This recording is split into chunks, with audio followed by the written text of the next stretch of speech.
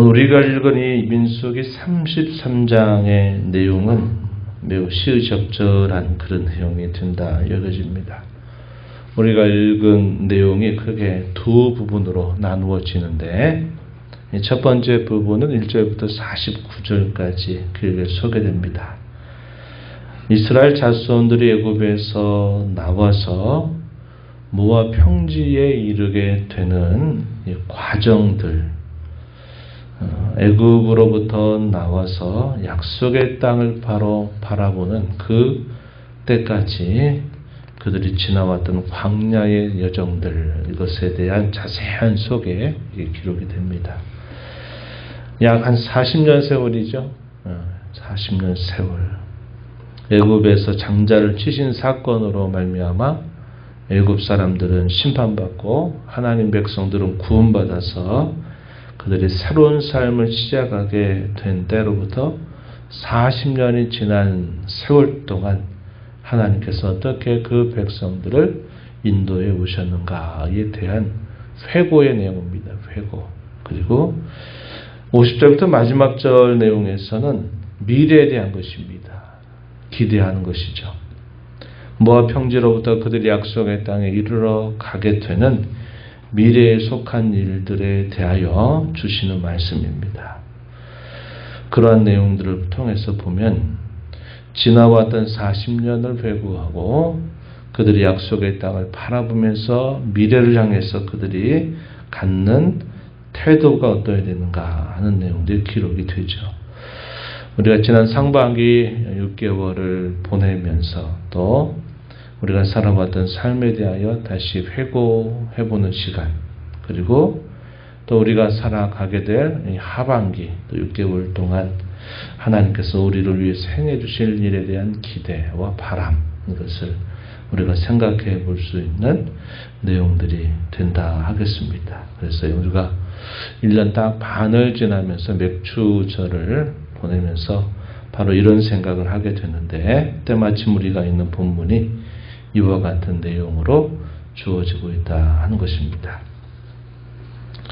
먼저 크게 이스라엘 자손들이 애굽으로부터 이 모압 평지에 이르게 된 40년 세월을 크게 장소적으로는 한 세 부분으로 나누어 볼 수 있습니다.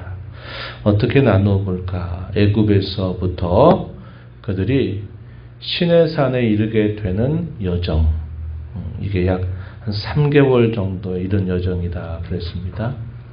그리고 이 시내산에서부터 그들이 가데스바네아 혹은 가데스까지 그들이 이르게 되는 여정, 이게 꽤 오랜 세월을 보내죠. 약 38년 정도의 시간을 보내게 됩니다. 이렇게 긴 시간을 보낼 필요가 없었음에도 이렇게 긴 시간을 보내게 된 중요한 이유는 우리가 잘 아는 것처럼 정탐꾼 보고에 대한 이스라엘 자손들의 반응으로 하나님을 향한 불신, 불순종을 나타낸 일로 인해서 그들이 가는 광야 여정이 한 40여 년 가까운 시간 동안 길어지게 되었다 하는 것을 우리가 알고 있습니다.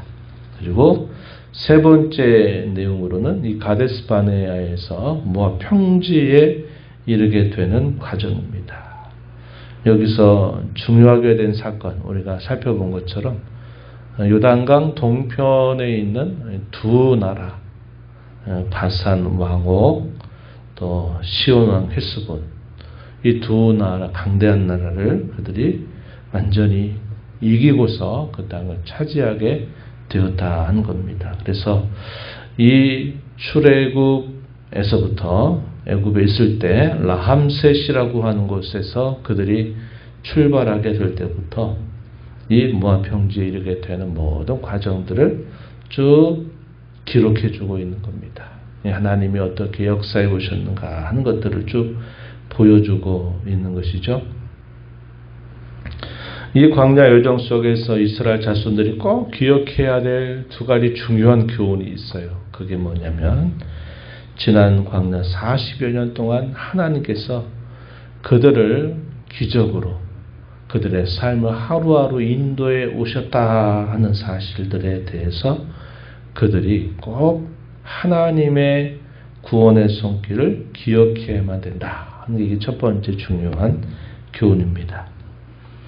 하나님이 인도해 주셨고 하나님의 선하심이 그 백성들과 함께 하였고 살 수 없는 그 척박한 그 과정들 속에서 하나님이 기적 같은 일들을 계속 행하여 주셔서 하나님이 그들의 모든 삶을 인도해 주셨다 하는 겁니다. 이게 첫 번째 교훈이고, 두 번째 교훈은 뭐냐면 그 40년 세월을 지나오게 되면서 그들이 하나님 앞에 실수하고 범죄하고 허물을 보여왔던 그 증거들을 우리가 잊지 말아야 한다 하는 사실이죠.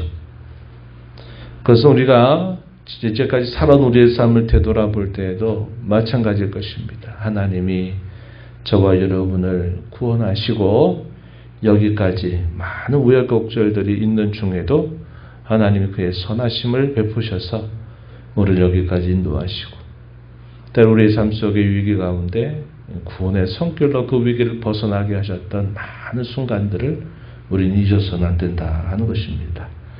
또 한편 우리가 살아왔던 삶 속에 하나님을 의심하고 또 원망하고 불평하고 또 쓰러지고 넘어지고 실수하고 범죄했던 우리의 허물과 죄를 우리가 늘 기억해야 된다 하는 것입니다.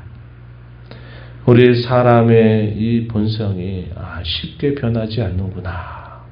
얼마나 간사하고 얼마나 쉽게 또 죄에 빠지는 일들이 있는가 하는 것들을 늘 기억하면서 하나님의 은혜 또 우리의 실수와 부족함을 우리가 잘 돌아보는 자세를 가져야 한다는 거죠.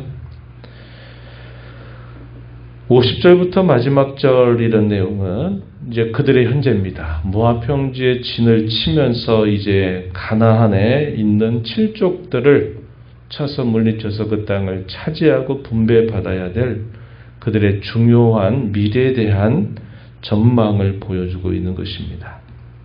하나님께서 그들에게 하시는 말씀의 내용은 뭐냐? 그 땅에 사는 모든 원주민들을 축출하라고 하는 명령이었습니다. 52절 앞부분에 보면 가나안 원주민을 다 몰아내라 이렇게 명령을 내리시죠. 왜 그럴까요? 그들을 몰아내지 않으면 그들 때문에 이스라엘 자손들이 큰 곤욕을 치르게 될 것이 분명히 따라올 것이기 때문에 그러한 것입니다. 55절 말씀을 한번 보세요. 55절 말씀을 보시면 이렇게 분명하게 그 이유를 가르쳐 주셨습니다. 너희가 만일 그 땅의 원짐을 너희 앞에서 몰아내지 아니하면 너희가 남겨둔 자들이 너희의 눈의 가시와 너희 옆구리에 찌르는 것이 되어 너희가 거주하는 땅에서 너희를 괴롭게 할 것이다. 이렇게 말씀하고 있는 겁니다. 그들을 남겨두지 않으면 그들에 의해서 괴롭힘을 당한다 하는 것은 당연한 원리가 되겠죠. 우리가 이기지 않으면 결국 우리가 그것으로 인해서 어려움을 당하게 된다 하는 사실이죠. 그래서 원주민을 몰아내라 이렇게 하나님께서 명령하시고 그들로 하여금 종교개혁을 하라는 겁니다. 뭐라고 말씀하십니까? 52절 하반절부터 53절 이런 내용에서는 뭐라고 말하냐면 석상과 우상과 산당을 다 헐어버려라.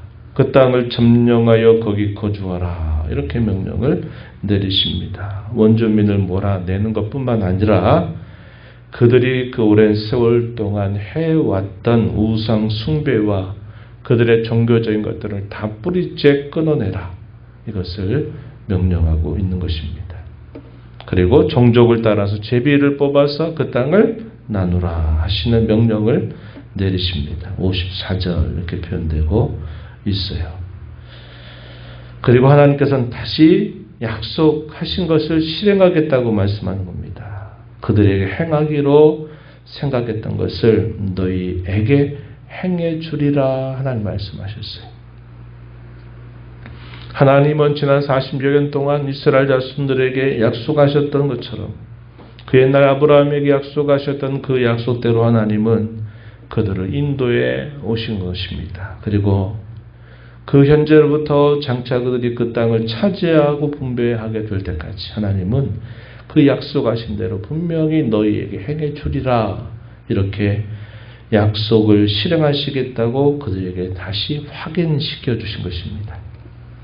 근데 문제는 뭐냐? 결국 이스라엘 자손들에게 문제가 있다는 겁니다. 그들이 순종만 한다면 상황이 어떠하고 그들이 또 점령해야 될 그 땅의 주민들이 어떠한 사람들이라 할지라도 순종만 한다면 그들은 하나님이 약속하신 것을 온전히 누리게 될 것이라는 겁니다. 그러나 우리가 아는 바와 같이 이스라엘 자손들은 온전하게 하나님 믿고 순종하지 못했어요. 사사기에 어려움을 겪게 되는 그런 계기가 된 겁니다. 왜 사사시대에 접어들었느냐? 이 하나님의 약속에 대하여 그들이 온전히 믿고 순종하지 못하게 됨으로써 결국 그들이 괴롭힘을 당하게 되고 그 땅 주민들의 그런 여러 종교와 그들의 관습에 섞여버리게 되면서 그들이 하나님을 순전하게 섬기지 못하게 된 겁니다. 그러다 보니까 이 사사시대의 혼란과 어지러움이 따라오게 됐다는 것을 우리는 알게 되는 것이죠.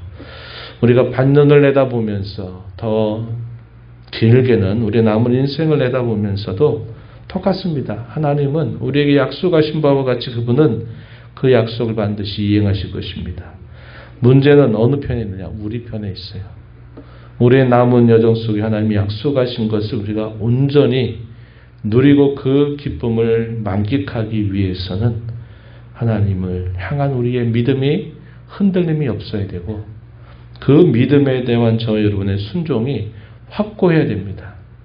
그렇지 않게 되면 간헐적으로 맛은 보겠지만 또 죄와 허물로 인하여 또 여러 많은 어려움들을 겪게 되는 일들이 분명히 나타나게 될 것이다 하는 사실이죠.